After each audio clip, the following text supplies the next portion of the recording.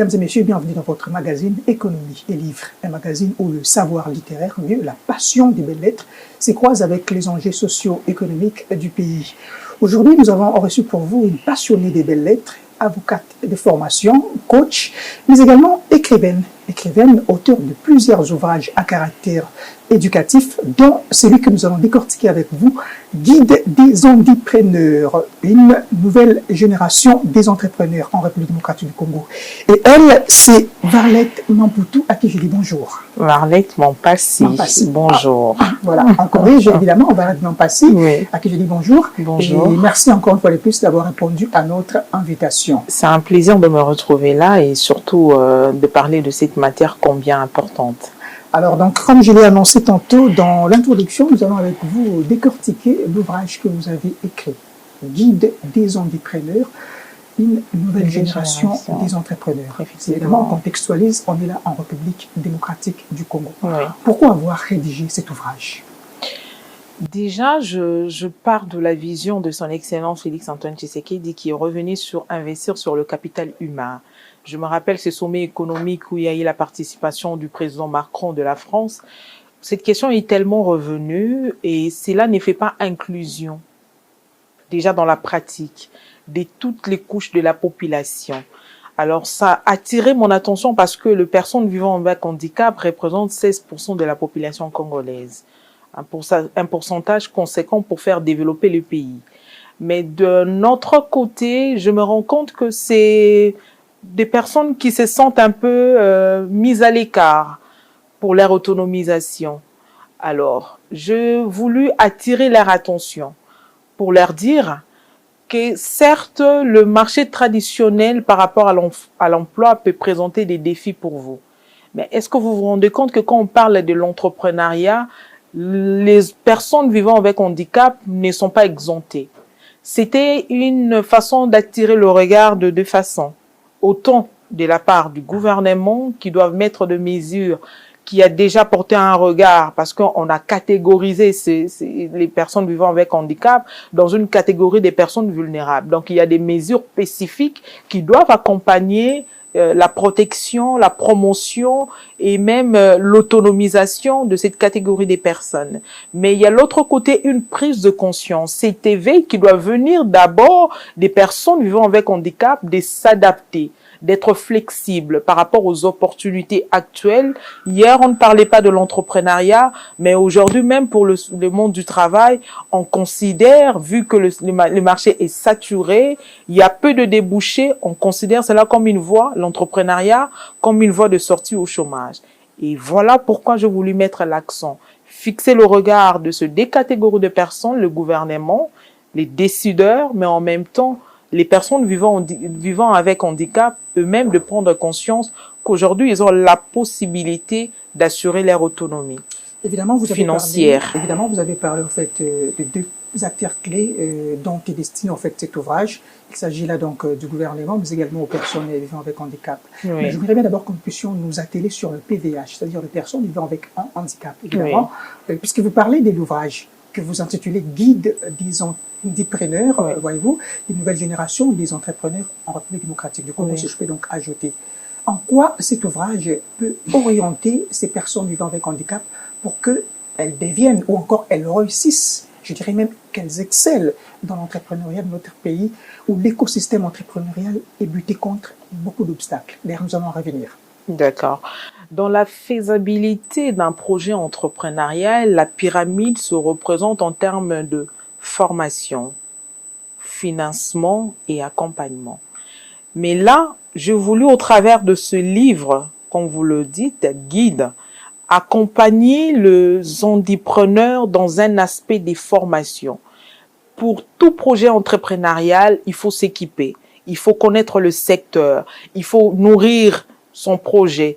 Et ces guides donnent comme ça des orientations clés et pratiques pour savoir déjà au niveau de la phase d'idéalisation, d'idées, comment je peux savoir que mon projet est capable de se transformer en une entreprise.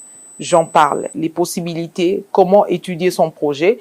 Il y a aussi les aspects de l'étude du marché. Et ça, je vais mettre un accent particulier sur le projet que peut avoir l'entrepreneur et sa mobilité qui, d'un premier regard, il faut tenir compte de son handicap.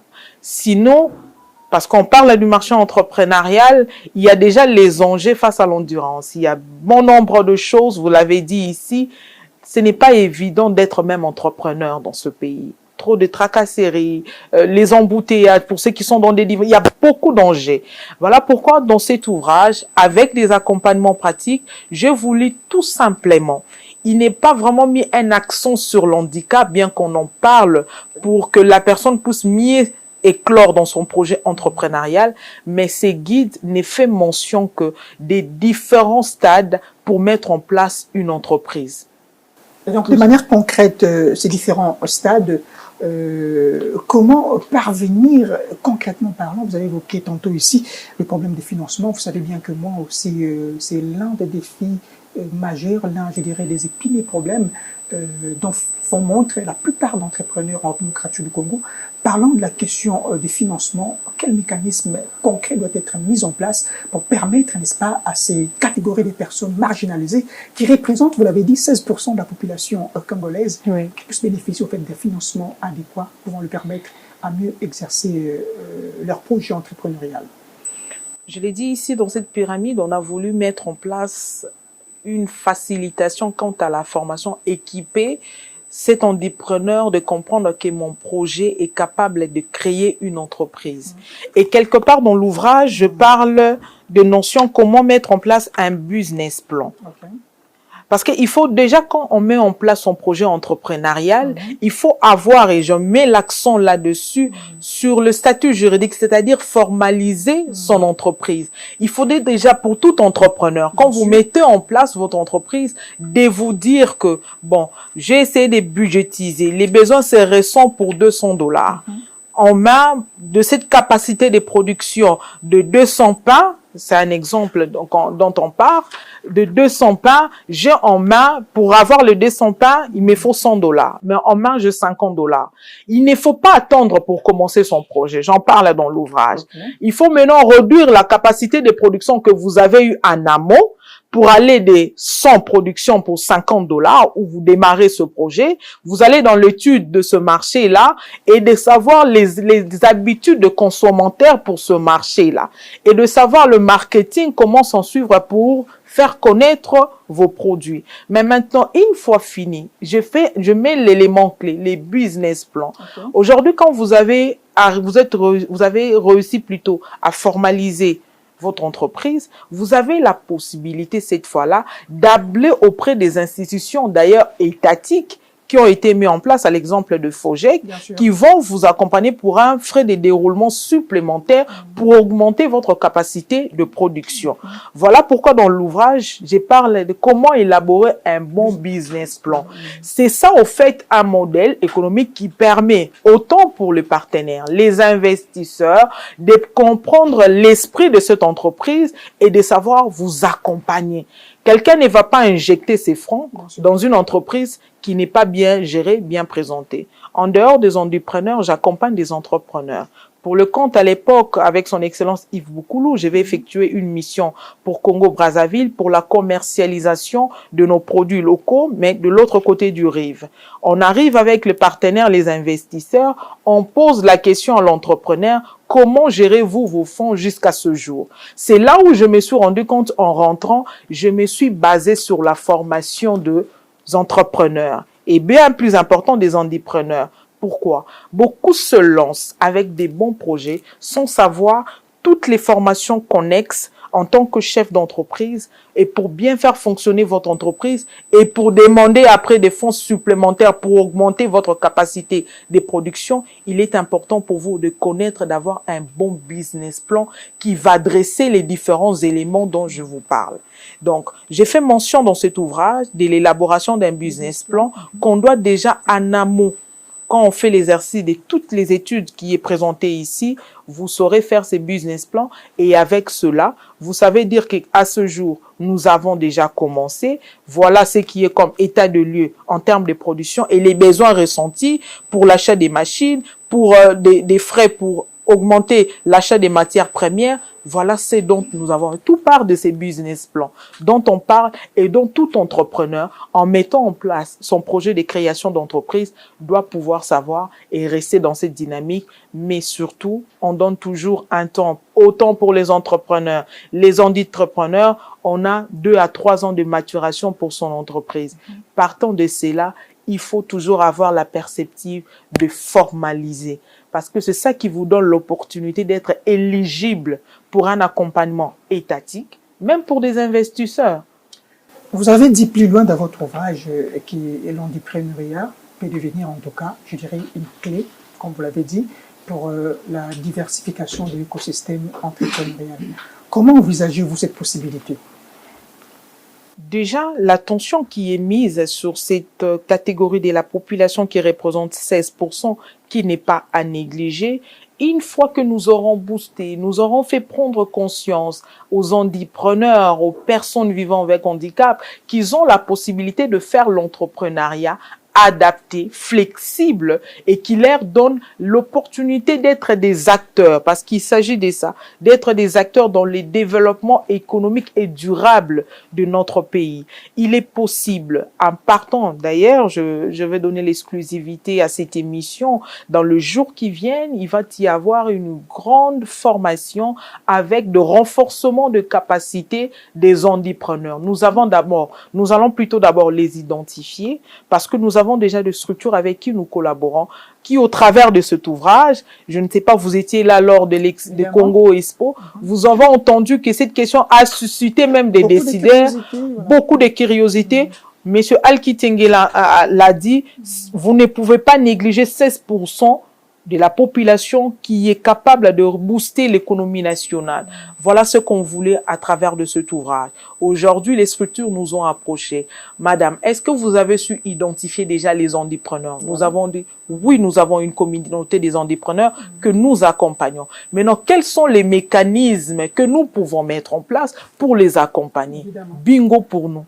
Parce que nous avons réussi. Aujourd'hui, je tiens à vous former, on a FONA. C'est parti justement, parce que avant même de mettre cet ouvrage en place, j'avais déjà sollicité des formations au niveau du ministère des PVH. Nous avons déjà commencé à réveiller les pouvoirs publics pour dire il y a lieu de pouvoir assurer l'autonomisation financière de cette catégorie de la population qui doit jouer un rôle d'acteur pour booster l'économie nationale. Ah oui, comme vous l'avez dit, pour booster l'économie nationale, on a besoin de la participation de tous, dont celle de PVH, que nous avons tendance à marginaliser par, je dirais, ignorance. Oui. Alors, puisque nous parlons évidemment des PVH, nous l'avons dit tantôt ici en liminaire qu'il y a plusieurs contraintes contre lesquelles ces personnes sont butées. Lorsque nous parlons de ces personnes, on a à première vue tendance à voir des personnes mendiantes. Ces considérations je dirais, prosaïques que nous collons à ces personnes-là. Comment vous faites? Puisque vous quand même, vous l'avez dit ici tantôt, vous mettez ensemble dans ces entrepreneurs-là, comment vous faites pour d'abord essayer un tout petit peu d'éradiquer dans leurs chaînes mentaux ces considérations prosaïques que la société lambda, que notre société par moment a l'habitude de les coller? Exactement. Avant d'écrire cet ouvrage et de commencer dans des moments de formation, nous avons lancé à l'époque un projet éducation inclusive où nous avons fait du porte-à-porte. Exactement, nous avons pris conscience de la stigmatisation, des préjugés qu'il y a autour. Déjà dans une famille, quand vous avez donné naissance à un enfant qui a une certaine malformation, on néglige son éducation. Premier élément qui est déjà un facteur pour réduire, comment je dirais ça, la capacité de pénétration de cette dernière dans la société. Bien sûr. Alors, partons de cette campagne, nous avons fait prendre conscience aux parents, aux familles, que l'handicap peut être physique. Bien évidemment qu'il existe des handicaps mentaux, mais pour ces personnes qui ont des handicaps physiques, même pour des malvoyants, même pour ceux qui sont sourds-muets, même pour ceux qui ont des handicaps par rapport aux pieds et autres, ça n'atteint pas le niveau de l'intelligence de la personne et la personne a droit de bénéficier à une éducation. Vous comprenez? Okay. Les premiers combats étaient à ce niveau-là. Et vous l'avez gagné, c'est important, vous interloquer? Je pense que oui. Parce qu'aujourd'hui, On a eu même à travailler, si je pouvais, j'allais vous montrer, si je pouvais manipuler mon téléphone, on a primé des élèves du collège de la Salle. Le préfet pourra me suivre. Ces deux élèves sont personnes vivant avec handicap qui excellent dans leur école. Ces deux filles. Je pourrais peut-être à la suite de cette émission vous transférer. Ça veut dire quoi? Aujourd'hui, nous avons changé déjà les regards des amis. Ces jeunes filles étaient sujets des moqueries de leurs amis. À faire cette conférence, nous avons fait prendre conscience que l'intelligence ne fait pas mention de l'handicap. L'handicap, d'ailleurs, on peut tous à tout moment devenir personne avec handicap. Alors, point besoin de s'armer d'orgueil. On a fini avec la stigmatisation pour développer maintenant cette approche des formations. Parce que tout part de là. Il faut être formé, même pour ceux-là qui ne sont pas passés par une formation formelle, c'est-à-dire des structures étatiques ou privées, mais il y a la possibilité de faire une formation dans l'informel, d'être autodidacte dans la formation, mais des structures comme la nôtre, parce que je suis aussi coordonnatrice de la structure EduConnect, qui est axée sur les formations, c'est ce qu'on fait.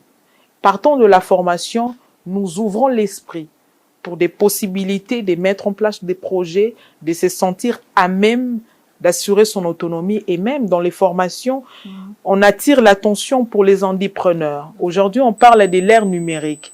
On a la possibilité à mettre en place son projet dans les stratégies marketing, de recourir aux réseaux sociaux. D'ailleurs, vous m'avez précédé, on va en venir. Ok. Question pour cela. D'accord. Déjà, pour vous compléter, vous l'avez dit ici, donc le PVH ne sont pas des personnes que nous devons marginaliser. Plus loin encore, puisque votre ouvrage, j'ai eu quand même le temps de le compulser des fonds en comble. D'accord. Je dis que c'est un ouvrage riche, puisque vous l'avez d'ailleurs fait mention, vous avez cité quelques personnages illustres. Exactement. Étant des PVH, ont pu exceller. Je prends l'exemple ici de Caroline Cassé, qui est une personne malvoyante, mais quand même a pu mettre en place une entreprise qui donc soutenait d'autres entreprises. Exactement. Dans ce sens-là. Mais une question peut-être de curiosité. Oui. Je crois bien que vous avez répondu à la question, mais j'aimerais bien que vous puissiez insister un petit peu là-dessus. D'accord. L'entrepreneuriat. Oui. Vous parlez d'une nouvelle génération des entrepreneurs en République démocratique du Congo. Permettez-moi, vous savez, en RDC, le régime fiscal congolais est très lourd. Les procédures d'administration sont sinueuses. Vous le savez autant que moi, puisque vous en avez en tout cas largement en connaissance. Exactement. Pensez-vous, si aujourd'hui, l'État, puisqu'on est maintenant, puisque c'est la deuxième matière en tout cas de votre ouvrage, si l'État congolais devrait s'impliquer là-dessus pour accompagner les entrepreneurs, pensez-vous que ça sera une alternative adéquate pour booster l'économie nationale? Déjà, je tiens vraiment à saluer les efforts fournis par son Excellence Louis Watoum, qui est d'ailleurs ministre de l'Industrie et Développement de PME, qui a préfacé cet ouvrage pour dire que les efforts au niveau étatique sont mis en place pour alléger le régime fiscal que nous avons, de telle en sorte que nous puissions promouvoir les locaux. Parce que trop de tracasseries, mais déjà il existe une loi, je ne saurais le dire avec précision, mais au jour d'aujourd'hui, il y a une loi qui exempte les entreprises dans un secteur bien précis de l'exonération fiscale d'une année. Il est question maintenant pour les entreprises. Souvent, manque d'informations, les entrepreneurs ont peur d'approcher les institutions qui ont les attributions fiscales, de leur dire que je viens de créer mon entreprise. Il s'agit d'abord d'aller s'identifier. Et pourquoi ils ont peur? Ils ont peur d'approcher ces structures. Effectivement, c'est parce qu'on se dit après, ça sera, comme on dit, tracasserie. Mais maintenant, revenons à cette loi qui a été mise en place. D'ailleurs, je l'ai retrouvée, c'est la loi numéro 22/030 du 8 septembre 2022 qui fait exonération fiscale pour des entreprises en ce qui concerne des frais de consommation d'eau, d'électricité. Donc, c'est une exonération qui va être appréciée quand vous entrez en contact avec l'institution fiscale pour savoir si ça sera partiel ou total. Voilà pourquoi j'ai toujours encouragé les entrepreneurs, les chefs d'entreprise, de pouvoir s'approcher d'abord les institutions fiscales et savoir dans la mesure du possible sur quel régime et de quelle manière vous allez vous acquitter de vos devoirs. Alors, puisque nous parlons en fait de la législation, intéressant, vous l'avez dit ici, il s'agit là de l'ordonnance loi du 8 septembre 2022. Oui, 8 septembre 2022. Bien sûr, portant promotion de l'entrepreneuriat des startups Exactement. en République démocratique du Congo. Ouais. Alors, puisque nous parlons de la législation, ça m'intéresse un tout petit peu. D'accord. Vous abordez une thématique particulière. Je l'ai tantôt signalé ici, l'entrepreneuriat. Oui. Mais dans la législation qui encadre l'entrepreneuriat en République démocratique du Congo, on n'y répond pas mot pour mot, je cite l'entrepreneuriat. C'est vrai, il y a certaines dispositions légales qui font mention de la protection des entreprises et encore des entrepreneurs vivant avec handicap, allant même, comme vous l'avez tantôt évoqué ici, aux allègements fiscaux jusqu'à 50, à hauteur de 50%, mais également le droit de donner à ces entrepreneurs-là la possibilité d'exercer librement sans contrainte aucune. Alors, une question de curiosité. Pensez-vous que la législation congolaise devrait intégrer avec toute spécificité la question de l'entrepreneuriat? Si oui, pourquoi? Exactement, c'est la démarche que nous sommes en train de faire. C'est bien évidemment un concept ou encore une matière qui n'est pas encore même assimilée au niveau de décideurs. Mais maintenant, au travers de la création, je vous informe qu'il existe à ce jour un fonds destiné aux personnes vivant avec handicap FONA qui a été mis en place récemment. Mais les besoins est maintenant de pouvoir entrer dans des échanges avec les différentes institutions et même aller au niveau de l'Assemblée nationale pour porter une loi spécifique. Mais je tiens quand même à rappeler qu'il y a une loi du 3 mars qui porte loi numéro 22/003 du 3 mars qui porte sur la protection, la promotion des personnes, des droits des personnes vivant avec handicap, qui est déjà mise en place. Mais nous pouvons comme ça, sur base de cette loi qui existe, faire en sorte qu'il y ait d'autres mesures qui accompagnent pour des questions fiscales. Et bien évidemment, on aurait aussi gain de cause à entrer dans des échanges. Et ça, je vais comme ça inciter la ministre des PVH à pouvoir penser, et les FONA qui a été mis en place, à entrer déjà à travailler, commencer d'abord à travailler sur l'examen de cette loi et pouvoir le soumettre au niveau de l'Assemblée nationale. Alors, puisque vous parlez de ces ministères, ça m'a également intrigué un tout petit peu. Comment évaluez-vous l'accompagnement de ces ministères? Bon, je pense qu'à ces jours, on sait voir quand même des avancées qu'il y a eu. J'ai vu des partenariats avec Transco pour la mise en place des bus adaptés par rapport aux conditions de personnes vivant avec handicap. Et cela entre même dans la vision entrepreneuriale parce qu'il s'agit de la mobilité pour l'entrepreneur. Et ce sont comme ça une de mesures que nous saluons. Et ça, c'est venu avec le mandat de Mme Irène Isambo. Donc, je pense qu'elle a fait sa part. Au fait, la gestion étatique, c'est une continuité. Et c'est ce qu'on devra garder. Les mal aussi avec notre pays, quand un mandat finit, quelqu'un qui vient avec un bon dossier qu'il trouve sur la table, on ferme le dossier pour aller réfléchir sur d'autres mesures alors que nous pouvons commencer par évaluer ce qui est sur la table et assurer une continuité comme ça dans la gestion. Ça nous permettrait d'avoir comme ça des bons résultats pour le pays. Alors, restons dans votre ouvrage. C'est vrai qu'on est en train déjà de chuter vers la fin de cette émission, si je peux le dire ainsi. Dans votre ouvrage, vous présentez le e-commerce comme étant une opportunité d'entreprendre pour les entrepreneurs. Oui, exactement. Alors, une question. Avec la fracture numérique en République démocratique du Congo qui est de taille, comment le e-commerce peut-il être une opportunité d'entreprendre pour les entrepreneurs? Avez-vous pensé à cette évidence-là? Exactement. Voilà pourquoi dans tout ce que je dis et dans la pyramide d'un projet entrepreneurial tel que je vous l'ai présenté, je suis partie de la formation. Nous avons eu à organiser une grande session de formation avec ANADEC, qui est une formation, plutôt une structure dans l'écosystème entrepreneurial à vocation de former. Et là-dessus, on est revenu sur ça. sur les mécanismes numériques par rapport à la commercialisation de produits des entrepreneurs de façon générale. Et la session dont je vous parle, qui aura lieu pour le mois de juin, on va revenir là-dessus. La formation, c'est très important. Il y a cette infrastructure numérique qui part déjà de l'éducation numérique qu'on n'a pas, qu'on ne sait pas comment s'y prendre. Déjà, lors de cet entretien, on s'est rendu compte que beaucoup d'entrepreneurs n'avaient pas, par exemple, les mobile money, c'est-à-dire les M-Pesa et autres. Alors que pour un entrepreneur, c'est un outil de travail indispensable aussi à l'heure actuelle. Donc, il est question de revenir sur des aspects des formations, mais d'inciter aussi les entrepreneurs, les entrepreneurs surtout, à être dans une dynamique d'autodidacte dans la formation.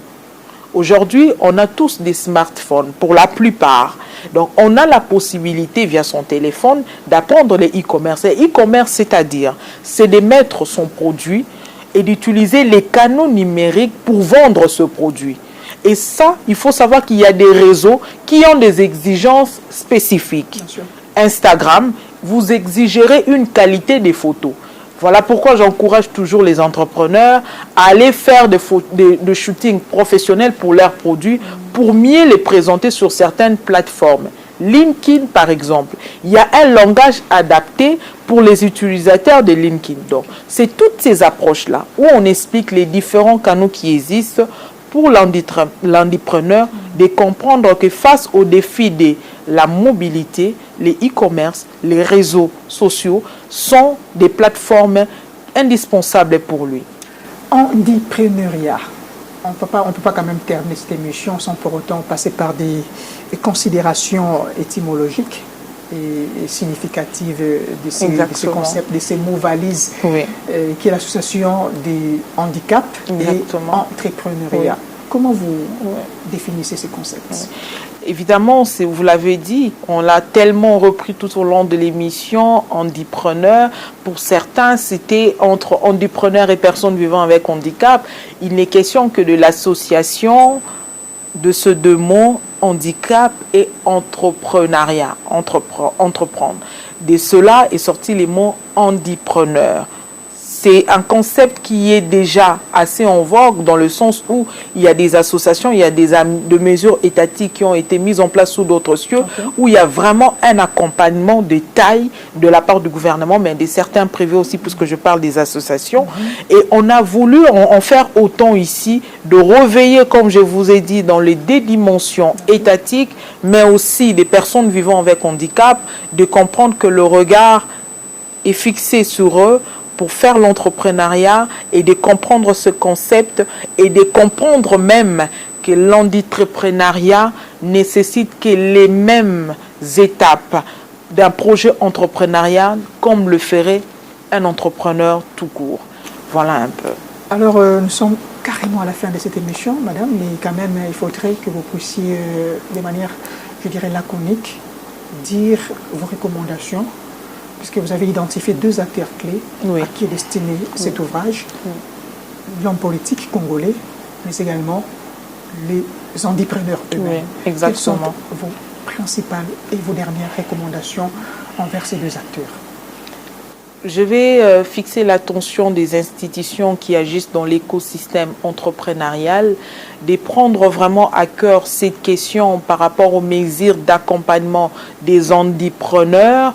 Et cela passe d'un point de vue de la stigmatisation de cette catégorie au niveau de la société, mais en même temps de mesures au niveau de FOGEC, puisqu'on parle d'une catégorie spécifique vulnérable comme nous le savons. Il est question aussi d'apporter des mesures spécifiques et claires pour les accompagner. Et aussi, mon attention et mon propos va se diriger vis-à-vis des personnes vivant avec handicap. Vous le savez, j'aime le dire, si les marchés traditionnels de l'emploi ne vous offrent pas comme ça l'accessibilité pour trouver du travail, vous avez comme ça la possibilité via l'entrepreneuriat d'assurer votre autonomisation financière. Il est question pour vous de comprendre, surtout dans mon ouvrage, que vous pourrez vous en approprier. Il n'est pas mis un accent spécifique sur votre handicap, bien que j'en parle des projets adaptés à vous, mais il est question de comprendre le rouage de l'entrepreneuriat en général comment ça se passe et de recourir comme ça au numérique pour mettre vraiment à profit toutes les chances d'éclosion de votre entreprise. Et voilà. Si je peux donner mon numéro de contact pour des personnes qui aimeraient entrer en contact avec moi et au niveau de ma structure, c'est les 085 10 47 089. Je suis sur les différentes plateformes et sur les réseaux sociaux, Varlette Mompassi. Vous me trouverez pour des moments de sessions de coaching, d'accompagnement et même pour voir ces institutions de l'écosystème entrepreneurial dont je vous parle, puisque nous avons des entrées à ce niveau. En tout cas, merci beaucoup, Madame Varlette Mompassi. Merci, c'est moi qui vous remercie. Évidemment, c'est la fin de cette émission. Je rappelle que nous avons reçu Madame Varlette Mompassi. Elle est avocate de formation, coach, auteur de plusieurs ouvrages à caractère éducatif, dont celui dont nous venons en tout cas de décortiquer ici, Guide des entrepreneurs, une nouvelle génération des entrepreneurs. Mesdames et messieurs, 20 minutes ou plus d'ailleurs ont suffi pour décortiquer des fonds en comble cet ouvrage de 64 pages. Merci à vous de l'avoir suivi et restez toujours branchés sur Ecofin Télévision. Nous allons justement nous retrouver très prochainement.